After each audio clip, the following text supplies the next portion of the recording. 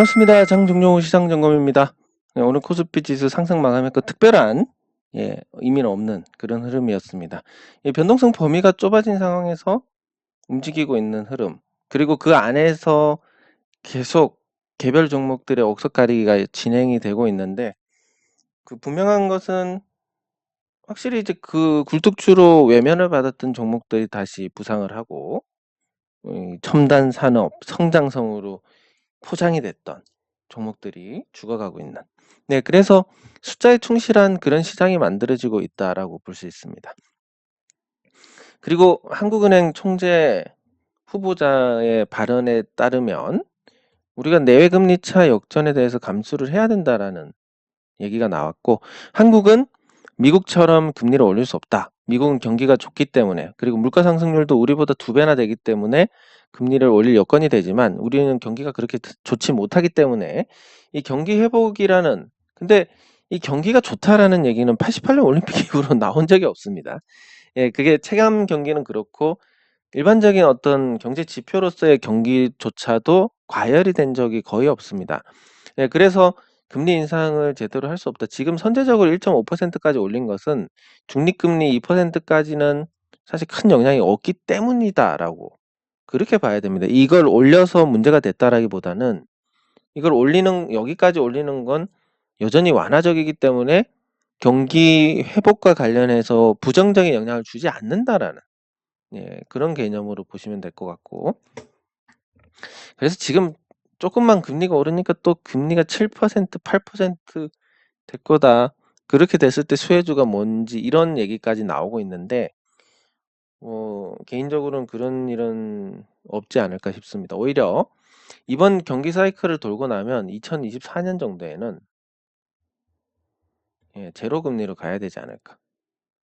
이렇게 생각을 하고 있기 때문에 그게 이제 인구 구조적으로 그렇게 갈 수밖에 없고, 그래서 우리가 지금 금리 인상 수혜주라고 하는 종목들 보면 굉장히 탐탁치 않은 흐름입니다. 앞으로 금리가 7%, 8%까지 될 거라는데 왜 안 오르지? 다 이유가 있는 겁니다. 돈은 거짓말을 하지 않기 때문에. 그래서 코스피는 지금 이렇게 계속 변동성이 줄어든 상태에서 움직이고 있고, 코스닥도 뭐 지수 자체를 보는 건 크게 의미가 없습니다. 코스피보다 괜찮네, 코스피보다 부족하네, 이런 정도지 그 외에 다른 건 없다라고 생각을 하시면 될 것 같습니다. 그래서 지수가 이런 상태, 뭐 특별히 언급할 부분이 없는 상태고, 외국인 수급에 따라서 코스피는 영향을 받고 코스닥은 시가총액 상위 종목과 하위 종목의 어떤 변동, 그리고 차별화 흐름이 심해지고 있다. 이 부분에 초점을 맞추게 된다면 이 시장을 읽는 거, 앞으로 지수에 대해서는 뭐 당분간 생각해야 될 부분들이 그렇게 많지는 않을 것 같다. 이렇게 생각을 할 수 있고, 그러면 개별 종목에 집중을 해야 되는데 이게 언제까지냐? 뭐 미국이 5월에 양적 긴축 그리고 금리 인상을 단행을 하게 됩니다. 그러면 이게 수급적인 재료이기 때문에 분명히 그 기점으로 불확실성은 제거가 되지만 수급에 영향을 주는 재료라서 한 차례 또 후폭풍이 있을 것이다. 그래서 5월 2일에 금리 인상하고 5월 중으로 양적 긴축을 하고, 그러면 이게 외국인 매도를 또 자극할 수 있습니다. 이런 수급적인 문제는 선반영 되더라도 막상 매도가 나오면 타격을 받습니다. 그렇기 때문에 지수나 이런 건 이제 5월까지 지켜봐야 될 것 같고, 개별 종목 중에서 숫자가 나오는 종목들은 뭐 지금도 괜찮다. 3월부터 말씀드렸지만, 그런 관점으로 접근하시면 되겠습니다. 그리고 댓글 확인하도록 하겠습니다.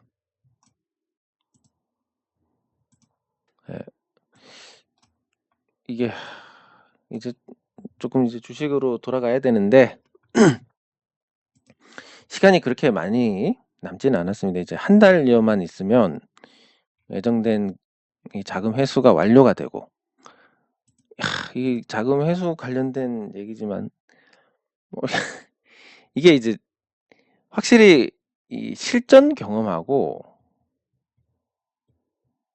그리고 학습 경험하고는 예 많이 차이가 나더라. 이런 부분을 확인할 수 있는데 제가 이제 이 주식 투자를 하고 시장이 이제 '앞으로 좋지 않을 거다.'라고 판단해서 부동산에 투자를 한 게 있습니다. 그러니까 부동산이라기보다는 아예 시행에 투자를 한 건데 이 시행 투자라는 건 사례를 찾아보면 한 5% 성공률입니다. 그러면 이 위험한 걸 투자를 해야 되니까 부족함 없이 학습을 해야 됩니다. 그래서 찾을 수 있는 사례들을 다 찾아봤는데 요 95%의 실패 대부분이 이 토지에서 문제가 나오더라. 그러면 일단 첫 번째 95% 이상 토지 작업이 끝난 5%는 강제 편입을 할 수 있으니까. 네. 그래서 95% 이상 된 것만 투자를 해야지 요 가이드라인을 정하고 투자를 해서 굉장히 순조로웠습니다. 아주 순조롭고 아무 일 없을 것 같이 그렇게 진행되는 과정에서 이제 뭐 건축법 개정도 있었고. 이 건축법 개정하면 이 인허가를 다시 신청해야 되는데 인허가 다시 신청하게 되면 약식이긴 하지만 처음부터 다시 절차를 밟게 됩니다. 예. 그래서 시간이 여기서 한 6에서 7개월 정도 날아갔고 그리고 뭐 코로나 때문에 한 1에서 2개월 정도 날아갔고 그래서 뭐 이거 1에서 2가 아니라 2에서 4개월 정도입니다. 그래서 총 거의 1년 정도 밀리게 되는 이런 일이 생겼는데 그걸 이제 뭐 이제 해결하는 방법 또 계속 압박을 하고 그 안전장치를 굉장히 처음 한다고 해서 안전장치 굉장히 많이 만들어 놨었습니다. 그래서 요 6-7개월은 뭐 이제 PF 전에 브릿지론이라고 할 수 있는데 이걸 해 가지고 한 5개월 당기고 그럼 여기서 이제 지연이 2개월 그리고 인허가 과정에서 개입을 해서 이 푸시를 하면 많이 당길 수가 있습니다. 그러니까 뭐 태양광도 마찬가지인데 제가 아시는 태양광 사업을 하시는 분이 태양광 설치를 하시는 분이 두 분입니다. 한 분은 좀 크게 하시고 한 분은 지역에서 조그맣게 하시는데 이 크게 하시는 분 같은 경우는 이 절차마다 계속 전화를 하고 "빨리 해 달라." 이렇게 요청을 하고 그렇게 해 가지고 한 6개월이면 끝나는데 여기는 아무래도 그런 부분이 미흡하다 보니까 그 제가 중간에 이제 이 파토난을 받았는데 이 작년 6월 1 일부터 해 가지고 5 월이니까 한 11개월이 걸립니다. 이런 차이가 나는데 마찬가지로 요것도 이제 계속 푸시를 하게 그렇게 해서 뭐 이거를 하면서 또 이거를 하고 이 중복되는 업무를 하게끔 해 가지고 여기서 한 2 개월 하고 네 그래 가지고 총 1년 정도 밀릴 거를 5 개월에 막아냈습니다. 뭐 다른 건 더합니다. 이 다른 거는 한 달 밀린 것도 있습니다. 그러니까 사실은 뭐 한 6-7 개월 밀려야 되는데 한 달로 줄인 것도 있고. 이게 그래서 이제 뭐 제가 바쁜 거는 아실 아시는데 주변에서 "도대체 뭐 하는데 그렇게 바쁘냐." 그러면 이게 그냥 기다리는 게 아니라 이 마치 이 잔잔한 요 물 위에 떠 있는데 백조가 물 밑에는 뭐 난리가 나지 않습니까 여기가. 요거랑 똑같은 그런 거라고 보시면 되고 그래서 뭐 제가 연습장을 안 간 지도 되게 오래됐습니다. 골프 연습장. 1년 끊었는데 한 번 갔습니다. 작년 8 월에. 작년 8 월에 1 년을 끊고 한 번을 가 가지고 도대체 뭐 때문에 바빠서 못 오느냐 뭐 요런 얘기도 듣는데 그게 이제 요런 과정들 어쨌든 최선을 다해야 되니까 이렇게 해서 안 되면 뭐 할 수 없는 거지만 뭐 안 되지도 않을 거고 최선을 다해서 하루라도 뭐 그런 마음으로 하고 있습니다. 그게 이 주식도 이제 그렇게 가야 되는데 지금 제가 판단했을 때는 5 월까지는 그런 노력에 비해서 결과물이 나쁠 것 같다. 그러니까 결과가 나쁘다는 게 아니라 노력 대비해서 결과가 나쁠 것 같고 5월 이후로는 노력 대비해서 결과가 그나마 따라줄 것 같다. 이런 거니까 그래서 5월 이후로 해서 같이 또 우리가 주식 투자를 하면서 이게 제가 작년 말부터 말씀드린 것 같은데 일정이 지연이 돼서 그래서 5월 말부터 또 종목도 같이 공략을 해 보고 그리고 뭐 이런 뭐 태양광이나 부동산 같은 거 대체 투자를 할 때는 밴드를 만들어서 거기서 이제 진행을 하고 뭐 요렇게 하면서 제가 전반적으로 여러분들 투자에 그래도 쪼끔은 기여를 할 수 있는, 그 기여는 뭐 다른 게 아니면 제가 이렇게까지 했는데 어떻게 이렇게, 그런 게 아니라 그냥 뭐 제가 재밌으니까 하는 거고, 그거에 대해서 욕만 안 하시면 됩니다. 예. 그러면 댓글 확인하도록 하겠습니다. 근데 뭐 때문에 제가 그런 말씀 드렸는지 모르겠는데. 예. 감사합니다. 인플레이션. 예, 맞습니다. 지금 인플레이션이 장기화될 가능성이 높다라고 봅니다. 그러면 항상 돈은 예측 가능한 부분을 선반영해 버립니다. 그럼 10년 동안 50%의 인플레이션이 발생을 할 것이다. 10년. 그러면 이미 집값이 먼저 오른 것도 마찬가지입니다. 그러니까 빨리 반응하는 데는 그렇게 해 버립니다, 이걸. 그러면 늦게 반영되는 데는 이제 이쯤 돼서 올라가거나 아니면 이렇게 해서 맞춰지거나 해서 전체적으로 맞춰지는데, 일단 집은 먼저 올랐으니까 현 시점에서 뭐 주택을 사 가지고 인플레이션 해지를 해야 된다. 조금 어렵지 않나 생각이 됩니다. 물론 집값이 내린다는 의미는 아니라 물가 상승률을 못 쫓아갈 것이다, 현 시점에서는. 물론 한 1-2년 전부터 따져보면 물가 상승률 잘 쫓아가고 먼저 쫓아갔다 이런 거지만 이미 오른 현 시점에서는 재미가 없을 것이다. 뭐 채권은 말할 것도 없고. 그럼 이제 남은 게 주식밖에 없는데, 요 주식이 항상 그렇지만 금리 인상기에 대세 상승장이 나옵니다. 2007년에도 그랬고. 예, 그래서 저는 이제 바람이 있다면 이 금리 인상하고 돈 유동성 회수한다는데 시장이 앞으로 나빠질 것이다. 그런 단편적인, 이 언론에서도 그런 단편적인 얘기들만 합니다. 하지만 인플레이션으로 누군가는 어마어마한 이익을 봤다. 그리고 그 이익을 본 돈이 뭐 몇백 프로, 몇십 프로, 몇백 프로 이익을 봤을 텐데, 예를 들어서 니켈 재고 조금만 갖고 있었으면 2배 오르고 3배 오르고 해가지고 한 6배 올랐습니다. 이게 실제로 거래되는 거는.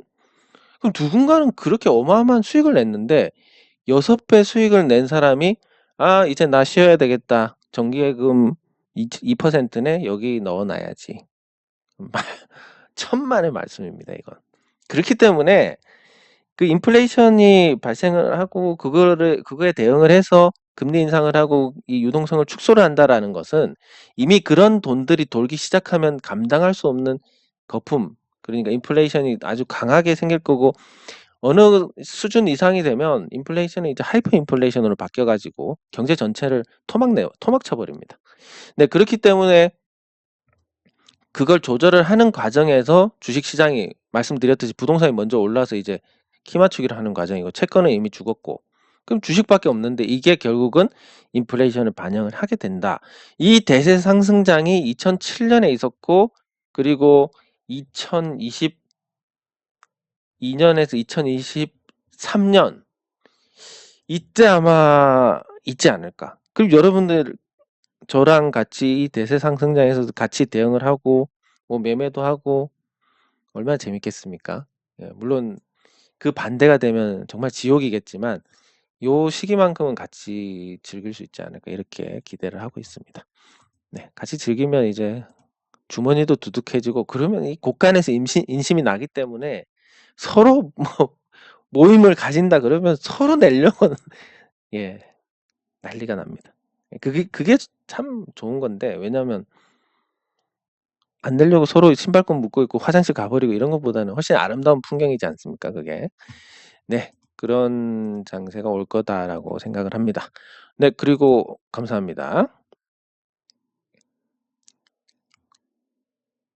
예. 올해 내년 이렇게 좋은 장이 온다면 우리가 같이 즐겨서 재미있는 시간을 같이 보내면 좋을 것 같습니다. 네, 감사합니다. 감사합니다. 감사합니다. 아유, 감사합니다. 뭐 뭔가 오늘은 칭찬 일색이어서 몸둘 바를 모르겠습니다.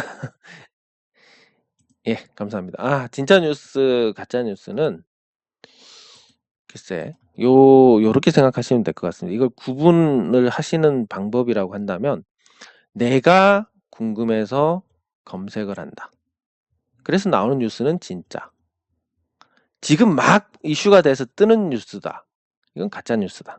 뭐 요렇게 생각하시면 되겠습니다. 뭐 이슈가 돼가지고 어느 한 사람에 대한 부분, 아니면 어느 한 기업에 대한 부분, 아니면 어떤 현상에 대한 부분, 이게 일방적으로 떠들어 버리면 거기에 대해서 반대 의견이 수면 아래로 가라앉아 버립니다. 그렇기 때문에 우리는 이 의견 저 의견을 이 이슈가 됐을 땐 찾을 수 없습니다. 뉴스 자체가 가짜라기보다는 우리가 한쪽만 보게 되니까 가짜가 되는 거고, 내가 궁금해서 뭘 검색을 한다, 그건 진짜 뉴스가 되는 겁니다. 그러면 뭐 하나 예를 들어서 지금 아무것도 없는 상태에서 나 삼성전자 파운드리가 되게 궁금하네? 그럼 쳐봅니다.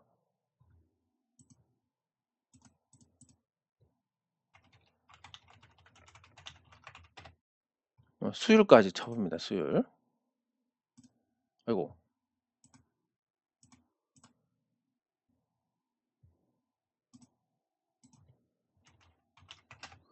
자, 수율 쳐서 뉴스를 한번 봅니다.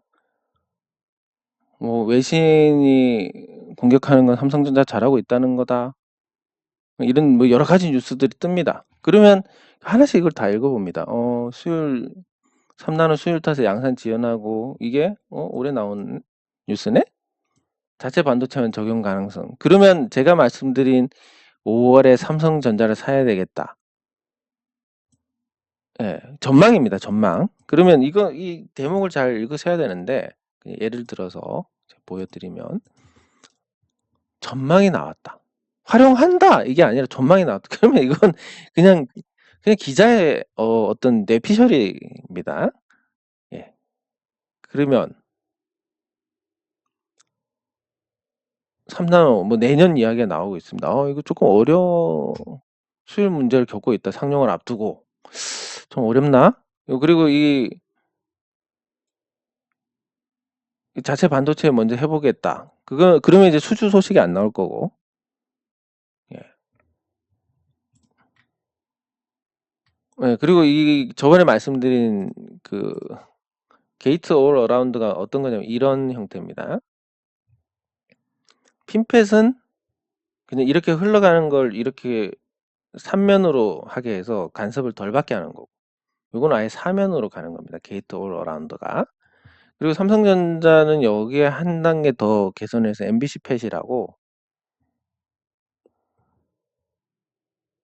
팻이라는 이런 방식도 있는데, 이게 지금 신기술 도입해서 양산 지연이 되고 있다. 근데 이 내용을 보면 기존 공정과 비교해서 큰 개선점 보이는데 추정했다, 전망이 나왔다, 뭐 그냥 전망했다, 파악된다, 뭐 확실한 이 팩트가 없습니다. 예, 그러면 뭐 이런 소식도 있고 저런 소식도 있구나, 요런 정도로 보시면 됩니다. 그럼 여기 한 뉴스를 보고 또 다른 뉴스가 어디 있지 찾아봅니다. 첨단 파운드리 수율 공정 높인다, 팹리스와 협력을 강화를 한다, 이런 뉴스들도 나옵니다. 아까 말씀드린 이거 삼성전자 같은 경우 여기까지 왔습니다. 예, 그래서 뭐 또 뭐 설계 단계부터 강화해서 어쩌고, 뭐 TSMC를 따라가는 이런 모습들을 보여줍니다. 또 뒤로 양산 코앞인데 불량률 80%, 3월달에 나온 얘기입니다.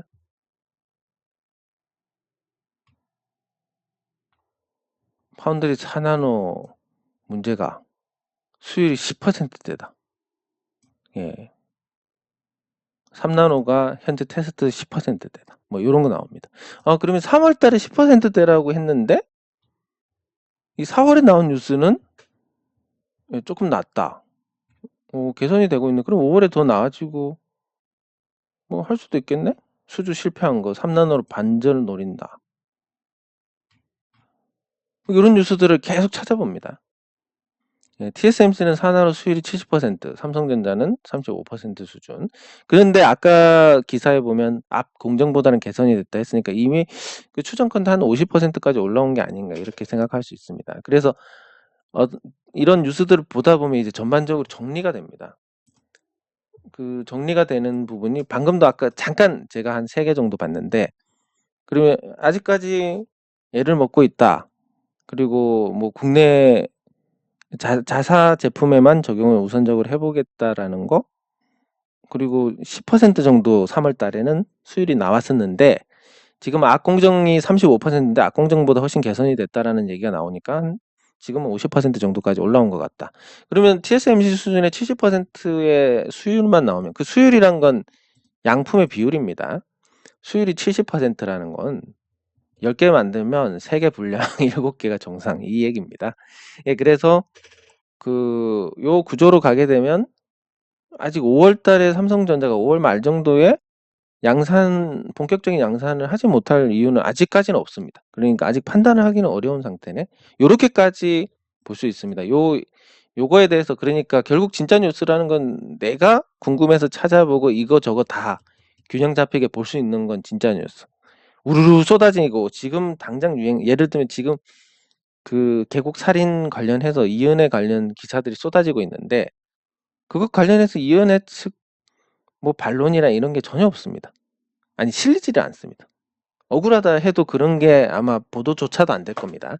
예, 그러니까 나중에는 진실이 어떤지 모르지만 나중에는 또 지금 나오는 이 우르르 하는 게 가짜 뉴스일 수도 있다. 예. 뭐 그런 거. 그래서 내가 찾아보는 뉴스가 진짜다. 이렇게 생각하시면 편하실 것 같습니다. 네, 감사합니다. 예, 감사합니다. 네, 큰 틀에서 이 성장률과 주가는 동행을 한다라고 보시면 됩니다. 엄밀히 말하면 경기하고 주가는 동행을 합니다. 그럼 경기가 좋아진다라고 하면 주식시장도 여기에 맞춰서 올라갑니다. 그리고 경기가 나빠진다라고 하면 주식시장도 여기에 맞춰서 나빠집니다. 그런데 실제로 우리가 체감하는 건 경기하고 이렇게 동행하는 게 아니라 경기가 요렇게 인식이 됩니다. 지표 발표는 늦으니까. 그래서 요 파란색 주식이 선행을 하는 것처럼 보입니다. 경기에. 자, 그러면 경제 성장률을 낮추고 있다. 그러면 이게 낮아지고 있는 상태일 겁니다. 전망치가 낮아지고 있지만 실질적으로 그 발표되는 거는 뒤일 거고, 그러면 주식시장이 이 전망치가 맞다면 이미 꺾였을 것이고 이미 꺾여 있습니다. 그래서 선 반영을 했다. 이렇게 보시면 되고, 그러면 앞으로 계속 낮아지면 계속 조정을 받을 것이고, 전망치가 이제 적당히 수정을 하면 또 개선될 것이고, 뭐 이렇게 보시면 될 것 같습니다. 아주 심플하게 그렇게 보시면 됩니다. 예, 감사합니다. 감사합니다. 감사합니다. 감사합니다. 예, 감사합니다. 네, 감사합니다. 예, 감사합니다. 감사합니다. 예, 근데 뭐 그게 사실인데 어떻겠습니까? 예, 감사합니다. HOT가 그렇게 좋다던 사람들도 지금 뭐 별 관심 없지 않습니까? 그게 결국은 길어야 10년인데 그 10년도 거의 다 썼으니까. 예, 댓글 확인이 끝났고 종목을 살펴보도록 하겠습니다. 오늘 이제 살펴볼 종목은 삼강 MNT인데 한 번씩 제가 다뤘을 겁니다. 오늘 많이 올랐으니까 한번 보는 건데,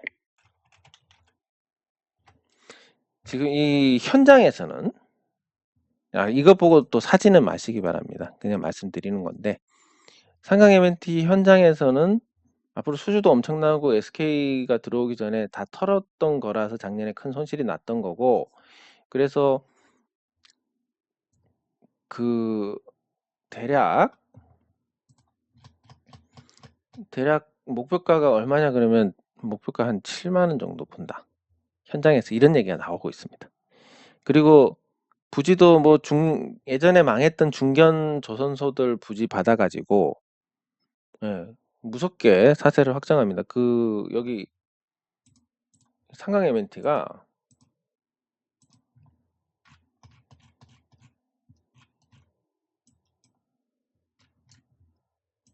여기 보면 이제 동해면이라는 데가 있습니다. 여기 요 동해면이라는 곳이 있고 여기에 삼강 MNT가 자리를 잡고 있습니다. 요쪽에. 이쪽에 잡고 있습니다. 여기. 그리고 요 주변에 있던 부지나 이런 것들이 이제 흡수를 하면서 원 없이 확장을 하고 있습니다. 수주만 하면 여기도 맞을 텐데. 수주만 하면 이제 여기도 맞고 여기도 맞고 여기. 그리고 여기는 뭐 상강 M&T 제외하면 대부분 다 사정이 안 좋고 이미 조선 산업이 타격을 받아서 망했기 때문에 부지 뭐 원한다면 얼마든지 구할 수 있습니다. 지자체 쪽에서도 굉장히 협력을 하고 있고 고성군의 인구가 아주 적기 때문에 또 여기에 집중적으로 밀어주고 있습니다. 그래서 뭔가 증설을 할 때 비용이 굉장히 적게 들면서 증설을 할 수 있다라는 거. 그럼 여기 야적장에 가보면 이쪽에 야적장에 가면 지금 해상풍력 구조물이 여기 보일 텐데 거리뷰로 보면 여기 이렇게 지나가다 보면 여기 구조물이 여기 보이신지 요쪽에 요 노란 거 이게 구조물입니다. 전 지나가다 한 번씩 보는데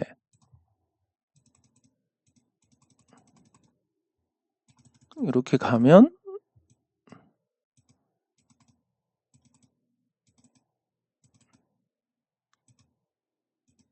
이쪽에 여기가 좀 보입니다. 이렇게 구조물, 해상 풍력 구조물을 만들고 있고 이거를 이 야드만 있으면 얼마든지 만들어낼 수 있는 그런 상황입니다. 네, 그래서 뭐 지금 잘 돌아가는 건 가까이 있으니까 충분히 그게 맞는 것 같고 그리고 지금 현장에서는 한 7만 원 이런 얘기가 나오는데 뭐 그럴 수도 있을 것 같고 그러면 이거에 대해서 제가 왜 또 이렇게 관심을 가지느냐 사실 이쪽에 이제 아주 지붕도 어마어마하게 넓습니다. 이쪽은 그래서 여기랑 얘기가 잘 되고 있었습니다. 이 태양광 지붕 임대하는 거 이쪽에 얘기가 잘 되고 있었는데 이 면적도 어마어마합니다. 여기 보시면 그러니까 직접 한 거 아니고 임원 통해 가지고 이렇게 진행을 잘 하고 있었는데 크기도 되게 크고 거의 한 10,000평 되는 잘하고 있었는데 이제 그 현대머시기 하는데 한테 가로채기를 당해가지고 그래서 이제 뭐 제가 현장에 몇 번 갔던 것도 뭐 그거 태양광 관련해서 이제 갔다 온 건데 아무튼 뭐 그런 전망치에서 뭔가 제동이 걸릴 만한 부분이 지금 당장은 없습니다. 그리고 뭐 하나 더 하자면 여기가 이제 요렇게 갇힌 바다인데 약간 이 날씨 아주 좋을 때 가면 여기가 완전 지중해 느낌 납니다. 제 개인적인 생각인데 그래서 한 번씩 여기 이렇게 따라서 이렇게 돌기도 하고 걸어보기도 하고 그렇게 하는데 걷는 건 뭐 이쪽에 걸을 만한 데가 있었는데 아무튼 아무튼 그렇습니다. 그래서 이 상강 M&T가 현장에서는 굉장히 자신감이 넘치고 있다라는 거 그리고 실제로 이 설비 그러니까 야드를 확장하는 것도 망한 회사들의 부지를 아주 헐값에 받아가지고 그 헐값에 받은 부지에서 매출이 발생을 하니까 좋을 수밖에 없고 오늘 반응이 있어가지고 그 부분을 한 번 더 말씀을 드리려고 했는데 뭐 SK가 들어오기 전에 한 3년 정도 기존 경영진이 지금 경영을 보장을 받았으니까 그 안에 어떻게든 잘 만들지 않을까에 대한 또 전망도 있습니다. 그래서 긍정적으로 보면 오늘 올랐으니까 이제 긍정적인 부분이 부각이 될 수밖에 없고 그러면 부정적인 거 헐값 수주해가지고 나중에 진짜 작살날 수도 있을 것 같다 라는 부분이 이렇게 묻히게 됩니다. 아래로 주가가 올랐으니까 그래서 오르면 좋은 뉴스가 부각이 되고 나쁜 뉴스는 그냥 수면 아래로 가라앉아 버립니다. 그러니까 제가 오르는 종목에 대해서 별로 사시는 거 그런 걸 탐탁치 않게 생각하고 오르는 종목을 추천하지 않는 이유가 이미 올라 있는 주식을 이렇게 올라 있는 주식 검색해 보면 좋은 뉴스밖에 안 뜹니다. 나쁜 뉴스들은 다 가라앉아 버리고 그러면 진짠가 진짠가 하는데 더 올라가고 더 올라가고 이렇게 되면 자기 확신이 생겨버립니다. '이 종목 절대 안 떨어질 거야. 이 종목 진짜 7만 원 갈 거야.' 이런 생각이 들어버립니다. 그 상태에서 폭락이 나오면 이게 내릴 리가 없어 하고 다 때려 박습니다. 초반에, 하락 초반에. 그러다가 정말 골로 가게 되는데 잘못됐을 경우에. 예, 그런 거 다 감안하시고 다만 오늘 반응이 나왔기 때문에 좋아진다라는 부분, 현장에서의 자신감이 실질적으로 뭔가 연결이 되는 부분이 있구나라는, 예, 그런 생각을 할 수 있다라는 측면에서 말씀을 드렸습니다. 네, 그리고 오늘은 좀 재밌던 흐름들이 재미가 없어졌는데 대한제분도 그래도 적지 않게 내리고 인터로저도 적지 않게 내리고 제노레이도 그렇고 이렇게 다 내려온 과정, 지수가 나쁘지 않았는데 내려왔다. 근데 이거에 대해서 좀 속상하다 이렇게 생각하시면 그동안 상대적 선방에 의해서 누렸던 부분이, 예, 너무 좀 무색해지는 그런 게 있으니까 항상 이게 아쉽다라고 생각하면 또 잘못된 어떤 판단으로 연결이 되는 걸음이 될 수 있습니다. 예, 그런 거 감안하셔서 조금 절제를 하시는 게 좋지 않을까. 오늘 같은 날도 있는 거지. 예, 이렇게. 네, 그러면 이제 남은 시간에 금리 인상 수혜주들, 대표 종목들 하나씩 보도록 하겠습니다. 네, KB금융입니다. KB금융은 은행 부문의 어떤 실적이 가장 좋기 때문에 금리 인상을 했을 때 수혜를 받습니다. 그러면 지금 한국은행의 기준금리 추이를 보면 이렇게 그냥 찾으면 다 나옵니다. 이미지를 보고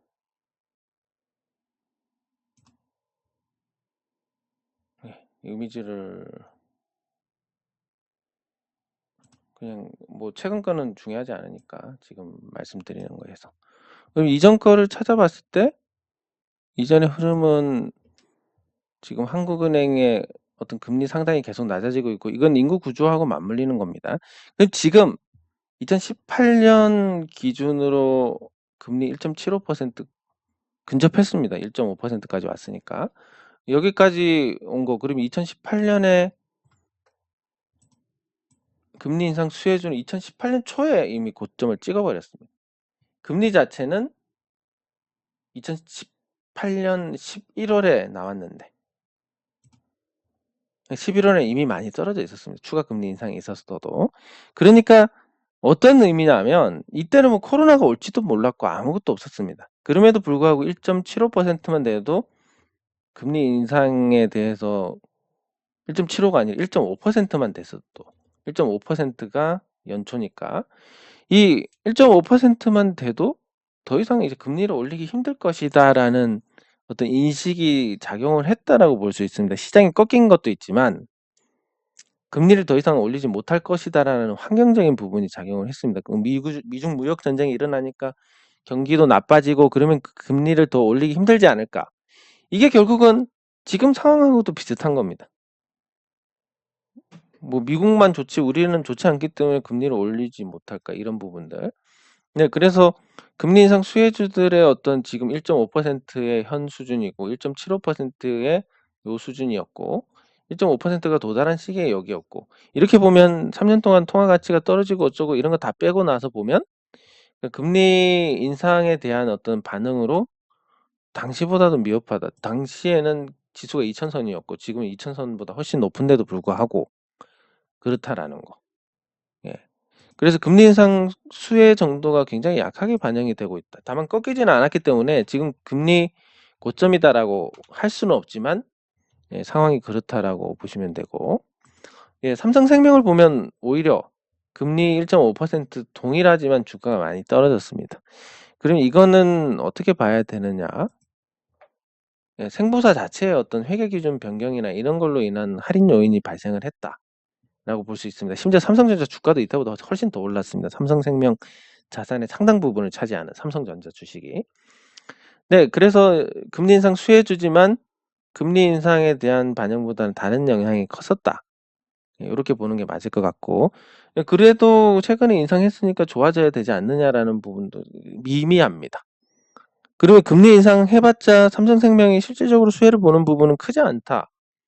수혜를 보더라도 그게 자산 운용의 어떤 실적이 개선이 되려면 시간이 많이 필요하다.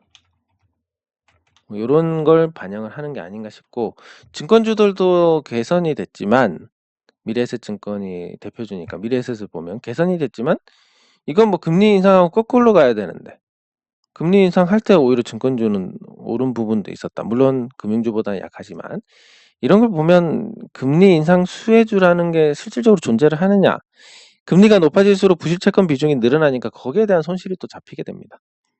네, 그래서 실제 뭐 KB금융이 금리 오른다고 수혜를 볼까? 하나은행이 수혜를 볼까? 우리은행이 수혜를 보나? 카카오가 수혜를 보나? 이런 게 실질적으로는 아니올시다에 대한, 그러면 금리를 올리는데 약 1,000조 원의 정기예금을 제외하고, 이 1,000조 원 정기예금자를 제외하고, 그리고 채권 시장의 1,000조 원 정도, 이 2,000조 원의 자금을 제외한 나머지 모든 사람들은 금리 인상을 아무도 반기지 않습니다. 그러면 금리를 올려야 될 상황이어도 최대한 버티다가 올릴 것이고, 왜냐하면 거의 대부분이 해피해지는 거니까, 금리를 안 올리는 방향이.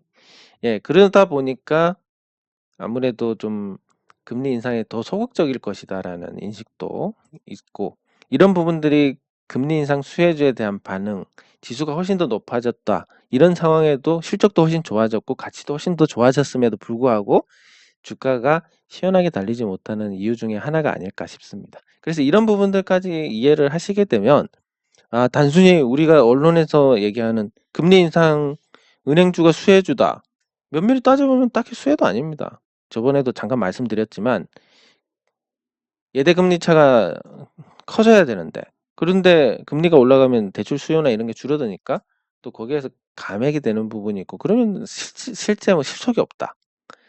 그래서 금리 인상 수혜주들이 힘을 쓰지 못하는 이유가 거기에 가장 큰 이유가 되지 않나 생각을 할 수 있는 겁니다. 네, 장 종료 후 시장 점검은 여기서 마치도록 하겠습니다. 수고하셨습니다.